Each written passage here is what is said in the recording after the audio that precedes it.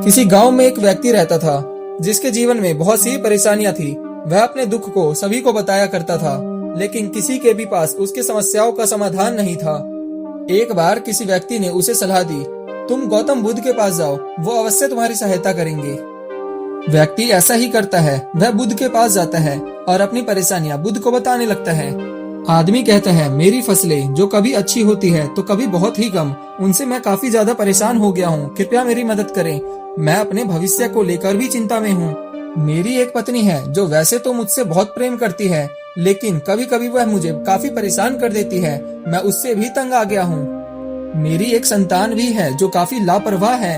मैं इन सबसे तंग आ गया हूँ, कृपया मेरी इन समस्याओं का समाधान करें। अपनी सारी समस्याओं कह देने के बाद वह व्यक्ति शांत होकर बुद्ध के पास ही बैठा रहा। बुद्ध चुपचाप वहाँ बैठे हुए थे। वह व्यक्ति बुद्ध से किसी प्रकार के उत्तर का इंतजार कर रहा था, लेकिन बुद्ध अभी भी शांत थे। जब बुद्ध ने काफी समय तक कुछ न कहा, तब उस व्यक्ति को काफी गुस्सा आया। वह बुद्ध पर चिल्लाने लगा, क्या आपके पास भी मेरी समस्याओं का समाधान नहीं है? अब गौतम बुद्ध ने कहा, मैं तुम्हारी कोई सहायता नहीं कर सकता। यह सुनकर वह व्यक्ति चकित रह गया। उस व्यक्ति को बिल्कुल भी यह उम्मीद नहीं थी कि बुद्ध के पास भी उसकी किसी समस्याओं का समाधान नहीं है। अब व्यक्ति ने दुखी होते हुए कहा, क्या आप मेरे दुखों का समाधान नहीं करेंगे? आप तो सभी के दुखों का समाधान करते हैं। बुद्ध ने कहा, असल में तुम्हारे जीवन में कोई दुख है ही नहीं। जिसे तुम आज दुख समझ रहे हो, वो तो सभी के जीवन का एकमात्र हिस्सा होता है। तुम्हारे द्वारा कहे गए एक एक शब्द असल में जीवन में घटने वाली घटनाएं हैं जो सभी के जीवन में उपस्थित होते हैं।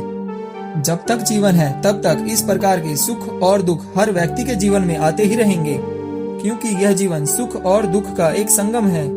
तुम चाहो लाख कोशिश कर लो, लेकिन इससे भाग नहीं सकते। जीवन में सुख और दुख आना तय है।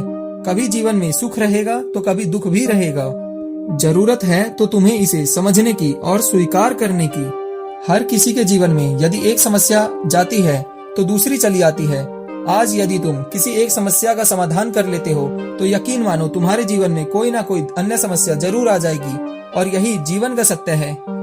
अब किसान ने क्रोधित होते हुए कहा, मैं तो आपके पास अपनी समस्याओं का समाधान लेने आया था, लेकिन आप हैं कि मुझे समस्याओं का समाधान बताने के बजाय उपदेश दे रहे हैं। मैं आपके पास बड़ी उम्मीद लेकर आया था, लेकिन मेरा यहाँ आना व्यर्थ हो गया। सब आपके विषय में झूठ कहते हैं कि आपके पास सभी समस्याओं का हल है। ये कहकर वह व्यक्ति दुखी होकर वहाँ से जाने लगा। तभी पीछे से बुद्ध ने कहा, रुको, मैं तुम्हारी इन सभी समस्याओं को छोड़कर एक समस्या का हल कर सकता हूँ। यह सुनकर उस व्यक्ति ने कहा, मेरे पास इन समस्याओं के अतिरिक्त अन्य कोई समस्या नहीं है, तो आप हल किस समस्या का करने वाले हैं? बुद्ध ने शांत स्वर में कहा, मैं उन समस्या की बात कर रहा हूँ जो इन सभी समस्याओं का मूल कारण है। यदि तुम उस समस्या का समाधान निकाल लेते हो तो तुम्हारी सभी समस्याएं स्वतः ही समाप्त हो जाएंगी। व्यक्ति ने हैरानी से पूछा, आखिर क्या है वह समस्या और उसका समाधान क्या है? बुद्ध ने कहा, वह समस्या है तुम्हारा मन। तुम्हारे जीवन में जितने भी दुख और परेशानियां हैं, असल में यह तो है ही नहीं, यह केवल तुम्हारे मन की उपज है। यदि तुम अपने मन को व्यवस्थित और शांत कर लो तो यकीन मानो तुम्हारी सभी समस्याओं का समाधान स्वतः ही हो जाएगा। व्यक्ति ने कहा, और मैं इस मन को शांत कैसे कर सकता हूँ? बुद्ध ने कहा, तुम भूत और भविष्य की चिंता करना छोड़ो और वर्तमान में जीना शुरू करो। ध्यान के माध्यम से अपने मन को शांत करना शुरू करो। सत्य के मार्ग पर चलो, अहिंसा को अपनाओ। बुद्ध ने समझाया, जब तक जीवन है तब तक समस्याएं हैं। यदि तुम अपने जीवन को व्यवस्थित कर लेते हो तो तुम्हें तुम्हारी समस्याएं भी छोटी लगने लगेगी। तो ऐसे में तुम्हें अपना पूरा ध्यान जीवन को उचित प्रकार से जीने में लगाना चाहिए, न कि अपने इन छोटे मोटे समस्याओं का समाधान ढूंढने में। अब वो व्यक्ति स्वयं को शांत महसूस कर पा रहा था। उसे असल में समझ आ गया था कि उसके जीवन में वास्तविक समस्याएं क्या हैं।